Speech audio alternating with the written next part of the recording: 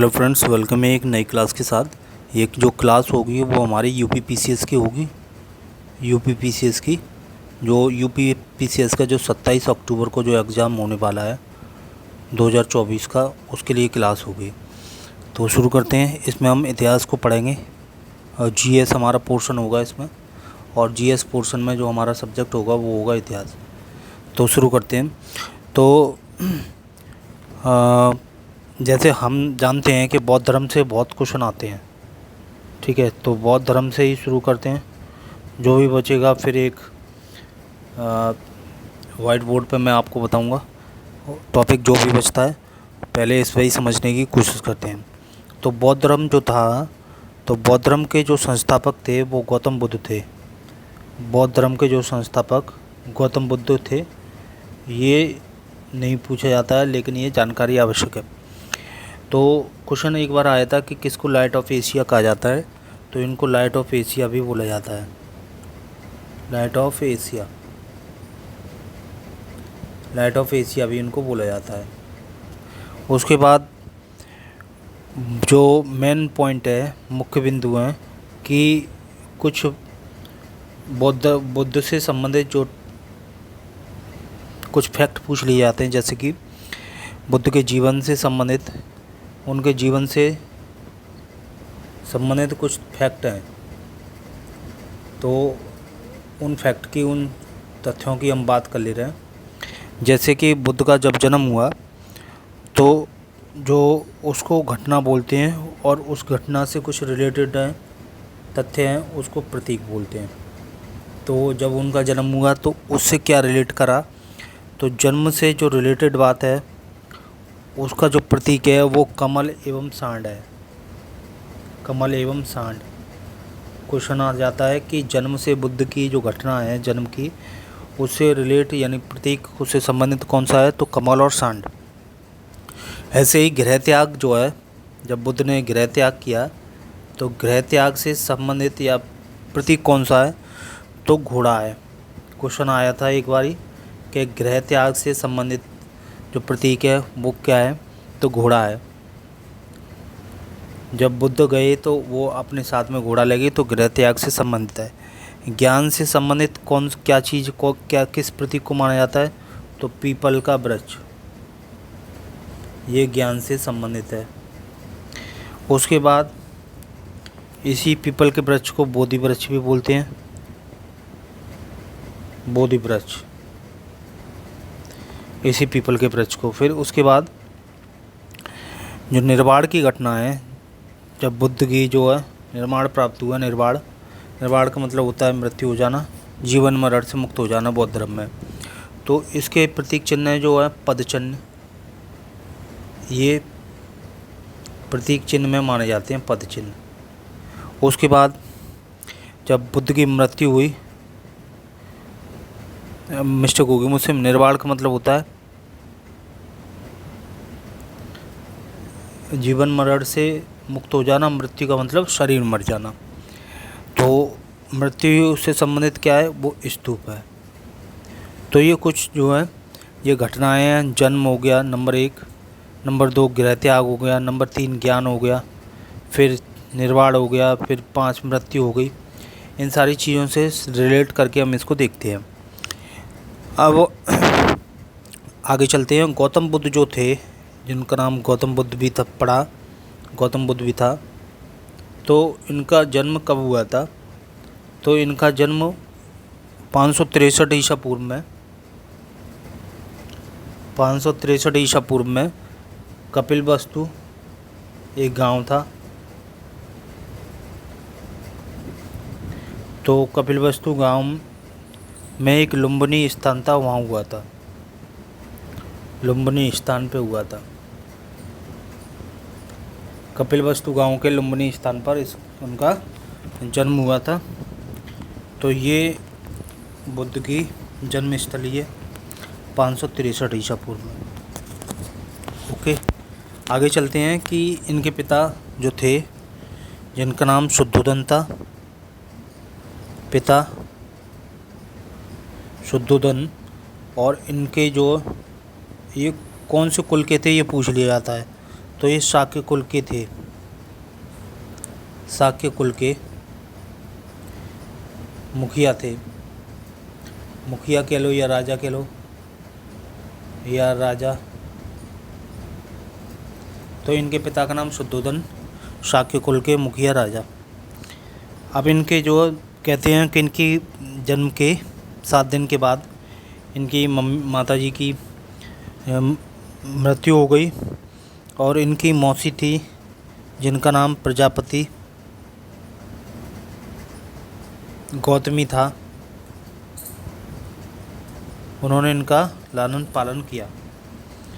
तो इनकी मम्मी का नाम था, माता का नाम माया देवी या माया देवी या महामाया। तो इस तरीके से इनकी ये मम्मी है, ये मौसी थी, इन्होंने इसका पालन पोषण किया। तो लास्ट में जो गौतमी से गौतम इनका सरनेम पड़ गया।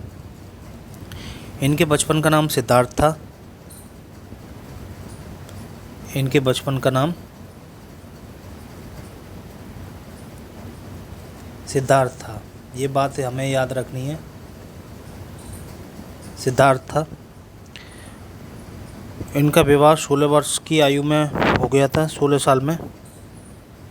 और जो इनकी वाइफ थी, पत्नी, वो यशोधरा नाम था उनका, यशोधरा। तो इनका विवाह यशोधरा नाम की एक स्त्री से हुआ जिसका नाम यशोधरा था, और वो इनकी वाइफ थी। इनका 16 साल में विवाह हुआ था। तो पूछ लेता है कि बुद्ध की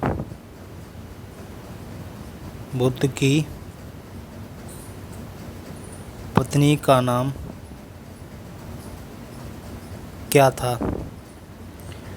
तो option A, B, C, D कुछ भी आ जाता है, तो यहाँ यशोधरा लिखा होगा, तो आपको उसको टिक करना है। उसके बाद तो इस तरीके से आपको यशोधरा पे टिक करना है। तो ये इनके जीवन से संबंधित कुछ फैक्ट, कुछ बातें थी। अब क्या हुआ था कि इनकी जब शादी हो गई तो इनके एक लड़के को इनके पुत्र की प्राप्ति हुई उनको, और पुत्र की प्राप्ति हुई और पुत्र का नाम रखा गया राहुल। इनका एक पुत्र था जिसका नाम था राहुल। इतनी बात हो जाती है। अब आगे चलते हैं। तो जब राहुल इनका नाम था, तो अब हम इसमें फैक्ट की बात करेंगे, कहानी बाद में करेंगे। तो ये सारे क्वेश्चन आ जाते हैं कि बुद्ध का जन्म कब हुआ था। तो 563 में। कहाँ हुआ था? लुम्बिनी में हुआ था। कहाँ लुम्बिनी कहाँ था? कपिलवस्तु गांव में। ठीक है। इनके पापा का नाम शुद्धोधन। ठीक है। कौन से कुल के? शाक्य कुल के। तो ये सारी बातें इसमें आती हैं। अब वो सिद्धार्थ जब छोटे थे तो अपने एक सारथी के साथ बाहर निकले टहलने के लिए, राज्य का भ्रमण करने के लिए। तो राज्य के जब भ्रमण करने के लिए निकले तो इन्हें कुछ 4 स्थितियाँ दिखाई दी। 4 स्थिति, सांसारिक स्थिति कह सकते हैं उसको। सांसारिक स्थिति को देखकर ये इन्होंने प्रश्न किए अपने नौकर से, सारथी से। तो जैसे पहली स्थिति जो थी, नंबर 1 बूढ़ा व्यक्ति, नंबर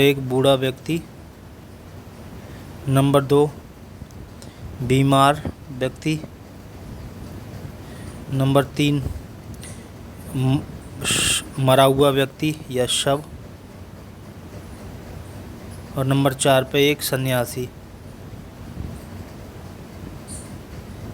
तो इस तरीके से इन्होंने 4 चीज़ें देखी। एक बूढ़ा व्यक्ति, ओल्ड मैन, और एक बीमार अनहेल्दी पेशेंट, और एक मरा हुआ डेड बॉडी। तो इस तरीके से वहाँ से इन्हें थोड़ा सा विचलन पैदा हुआ। इन्होंने पूछा होगा अपने सारथी से कि ये क्या है। तो ये कहानी प्रचलित है। बौद्ध धर्म में कि इन्हें प्रारंभ में बचपन में ये बोला था एक ज्योतिषी ने कि ये या तो बहुत बड़े महान प्रतापी राजा बनेंगे या एक महान सन्यासी बनेंगे जिससे कि विश्व कल्याण होगा। तो इनके पिता ने इस वाली बात के डर से इनका विवाह 16 साल में कर दिया और कभी भी इन्हें राज्य से बाहर नहीं निकलने दिया, जिससे कि ये अन्य लोगों को देखकर विचलित हो जाएं। तो जब राज्य के भ्रमण के लिए निकले, राज्य के भ्रमण में ही इन्हें ये सारी चीज़ें देखने को मिली। इसे देखकर ये परेशान हो गए। तो इन्होंने मूड बनाया कि अब ये संसार सन्यासी बनने में ज़्यादा बढ़िया है। एक कहानी तो ये है। दूसरी कहानी कुछ और है कि इनके राज्य से एक नदी बहती थी और नदी के इस पार कुछ गांव थे, कुछ लोग रहते थे।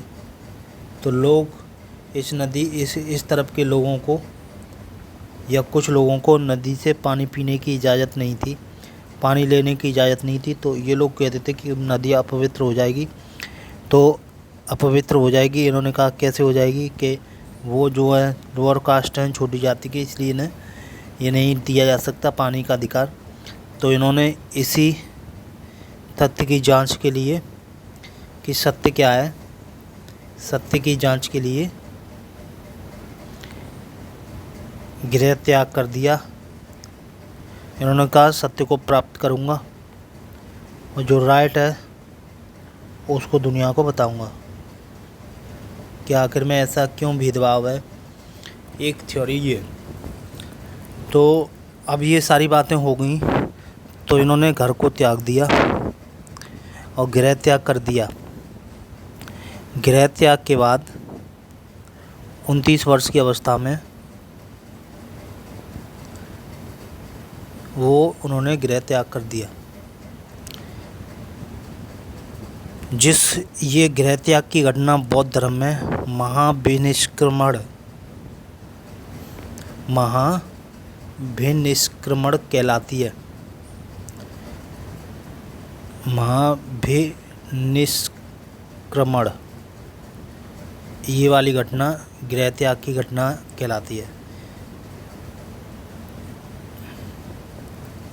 इतनी कहानी जब हो गई तो अब जब गृह त्याग कर दिया तो सत्य की या ज्ञान की खोज कर रहे हैं। तो ज्ञान अकेले तो मिला नहीं इन्हें, बहुत भटके अकेले। तो एक गुरु मिल गए जिनका नाम था आलार कलाम।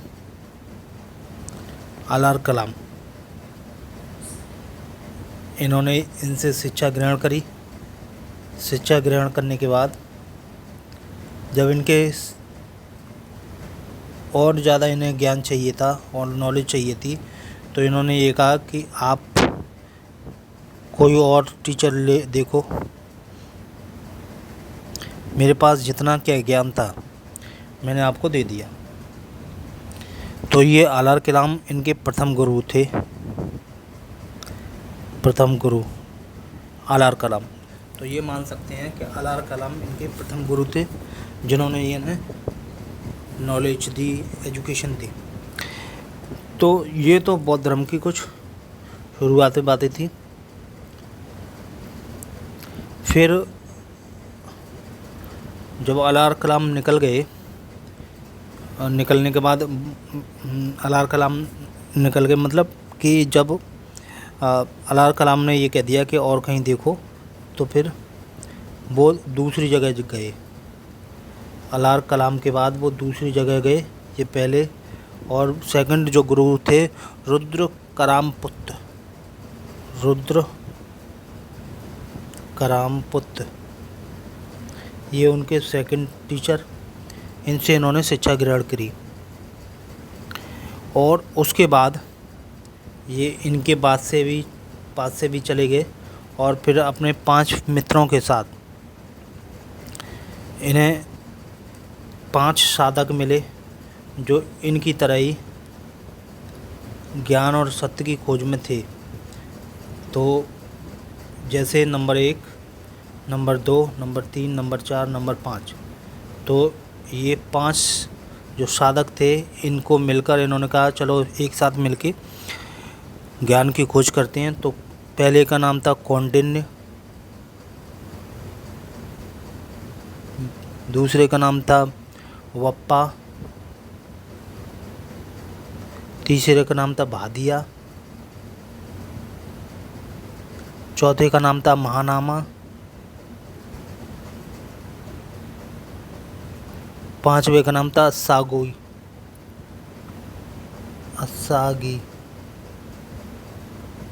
ये 5 जने थे। छठवें ये हो गए और एक नदी के किनारे बैठ के 6 वर्ष की तपस्या के बाद नदी के किनारे बैठ गए और तपस्या करने लगे। एक दिन क्या हुआ कि इन्हें भूख लगी बहुत ज़्यादा। तो इन्होंने कुछ खा लिया भूख में खाने के बाद वो 5 जो मित्र थे, 5 साधक थे, दोस्त, वो सब चले गए कि ढोंगी है। साधक इनसे प्रभावित हुए थे इनकी बातों से, तो उन्होंने कहा ये तो ढोंगी है, खा लेता है, चलो और कहीं चल रहे हैं। तो वो 5 साधक चले गए इन्हें छोड़ के। तो इन्हें बुरा लगा, इन्हें कहा ये तो गलत हुआ, ऐसे तो मैं खाऊंगा तो ज्ञान प्राप्ति नहीं हो पाएगा। फिर उन्होंने सोचा कि खाना ज़रूरी नहीं है, ज्ञान ज़रूरी है, और खाना खाए बिना इन्होंने ज्ञान प्राप्त किया। एक वैशाख की पूर्णिमा को, तो वैशाख की एक पूर्णिमा आई, तो वैशाख की पूर्णिमा को इनको ज्ञान प्राप्त हुआ।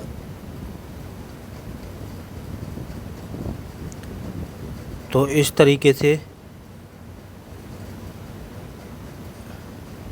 इन्हें ज्ञान प्राप्त हो जाता है। तो पूछ लेता है कभी कभी कि बुद्ध को ज्ञान कब प्राप्त हुआ, तो वैशाख की पूर्णिमा। तो कौन सी नदी थी, तो निरंजना नदी थी, निरंजना, ठीक है। तो इसको कुछ लोग फल्गु नदी भी बोलते हैं, फल्गु नदी, ये फल्गु नदी, यहाँ पे उनको ज्ञान प्राप्त हुआ। और तभी से, और पीपल के वृक्ष के नीचे, तभी से इनको बुद्ध कहा जाने लगा। पहले सिद्धार्थ इनका नाम था, और सिद्धार्थ ज्ञान के बाद बुद्ध बन गए। ये इनकी छोटी सी इन्फॉर्मेशन है। फिर उसके बाद जब इन्हें ज्ञान मिल गया, तो उन्होंने कहा कि चलो अब इस ज्ञान का बांटते हैं, इसको बताते हैं कि आखिर में क्या सही है क्या गलत है। तो ये बुद्ध अपना प्रथम उपदेश देने गए, और पहला उपदेश इन्होंने सारनाथ में दिया। हालांकि ये बुद्ध जो है पहला उपदेश 5 ब्राह्मणों को दिया, कुछ ऐसा मानते हैं। जो वो साधक थे, इनके मित्र थे, वो मिल गए रास्ते में, तो इनसे बातचीत हुई। लेकिन तरीके से जो सारनाथ में पहला उपदेश दिया और ऋषिपत्तनम में दिया, जिसको सारनाथ में ऋषिपत्तनम दिया भाई, इसी को पहले उपदेश को धर्म चक्र परिवर्तन कहते हैं। धर्म चक्र परिवर्तन, इस तरीके से ये अपना पहला उपदेश दिया इन्होंने। अब सबसे ज़्यादा उपदेश प्रश्न आता है किस भाषा में दिए, तो सर्वाधिक उपदेश जो बुद्ध ने दिए वो पाली भाषा में दिए। पाली भाषा में सबसे ज़्यादा उपदेश दिए।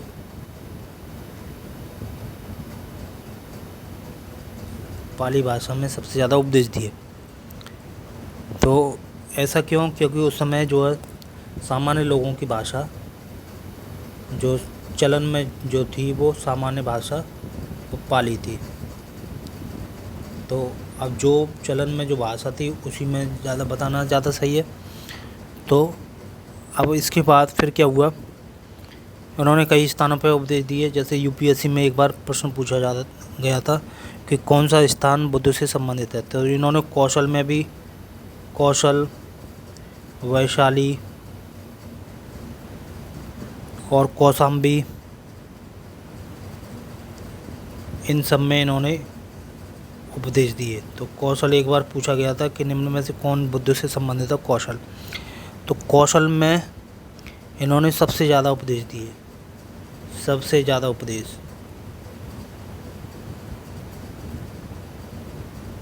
तो कौशल में सबसे ज़्यादा उपदेश दिए। कौशल देश की जो राजधानी थी वो श्रावस्ती बताई जाती है, श्रावस्ती, कौशल की राजधानी श्रावस्ती। तो इस तरीके से इन्होंने अपने प्रचार प्रसार को किया। फिर मिलते हैं एक नई क्लास के साथ, फिर मैं इसको नेक्स्ट बढ़ाऊँगा और यहीं अभी तक यहीं रखते हैं। अगर आपको ये वीडियो पसंद आया हो, इन्फॉर्मेशन अच्छी लगी हो, तो चैनल को सब्सक्राइब करना ना भूलें। सब्सक्राइब ज़रूर करें, ज़्यादा से ज़्यादा अपने दोस्तों के साथ इसको शेयर करें, लाइक भी करें, साथ ही साथ कमेंट करें। फिर मिलते हैं, नमस्कार, धन्यवाद।